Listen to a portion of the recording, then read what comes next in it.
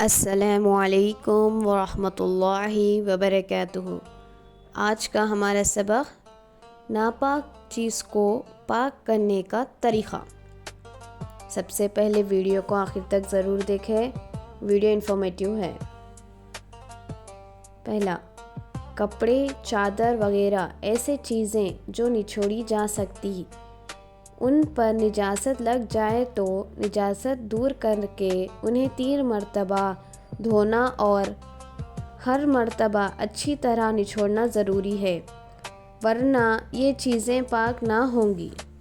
دوسرا، داری، قالین، گدا وغیرہ ایسی چیزیں جو نچوڑی نہ جا سکے، ان پر نجاست لگ جائے تو انہیں 3 مرتبہ دھوئیں اور ہر مرتبہ اتنی دیر چھوڑ دیں کہ پانی کی قطرات ٹپکنا بند ہو جائیں۔ 3 مرتبہ ایسی کرنے سے یہ چیزیں پاک ہو جائیں گی۔ پانی سکھانے کے لیے وائپر اور صفائی مشین سے مدد لی جا سکتی ہے۔ تیسرا، ایسی چیزیں جو نچوڑی جا سکتی اور جو نچوڑی نہ جا سکے، ان دونوں کو پاک کرنے کا آسان طریقہ یہ ہے کہ انہیں زمین پر رکھیں اور رگڑ کر دھوئیں اور دھوتے وقت ان پر اتنا پانی بہائیں جتنا 3 مرتبہ دھونے میں استعمال ہوتا ہے، یا جاری پانی یا نل کے نیچے اچھی طرح رگڑ کر دھوئیں۔ اس صورت میں کپڑے وغیرہ کو چھوڑنے کی ضرورت نہیں ہے۔ چوتھا، زمین پر پیشاب یا شراب وغیرہ گر جائے تو زمین محض سوکھنے اور نجاست کا اثر بو وغیرہ ختم ہونے سے پاک ہو جائے گی۔ اسی طرح اینٹ، پتھر وغیرہ جو عمارت یا زمین میں لگی ہوئی ہو، وہ بھی سوکھنے اور نجاست کا اثر جاتی رہنے سے پاک ہو جائے گی۔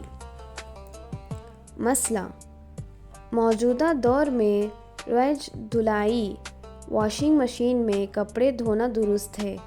مشین میں کپڑے ڈالنے کے بعد 3 مرتبہ پانی بہائیں اور مشین کے سکھانے والا حصے کو ذریعہ 3 مرتبہ نچوڑیں۔ کپڑے پاک ہو جائیں یا کپڑوں کی دھلائی کے بعد اوپر سے پانی ڈالتے جائیں اور نیچے سے پانی چھوڑ دیں۔ جب 3 گنا پانی بہہ جائے تو کپڑے پاک ہو جائیں گے۔ مشین سے نکال کر الگ سے پاک کرنے کی ضرورت نہیں ہے۔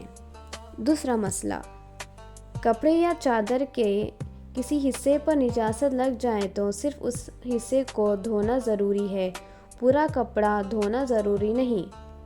تیسرا مسئلہ، چٹائی یا چادر وغیرہ کے ایک حصے پر نجاست لگی ہوئی ہو تو اس کو دوسری حصے پر جہاں نجاست نہ لگی ہو نماز پڑھنا درست ہے۔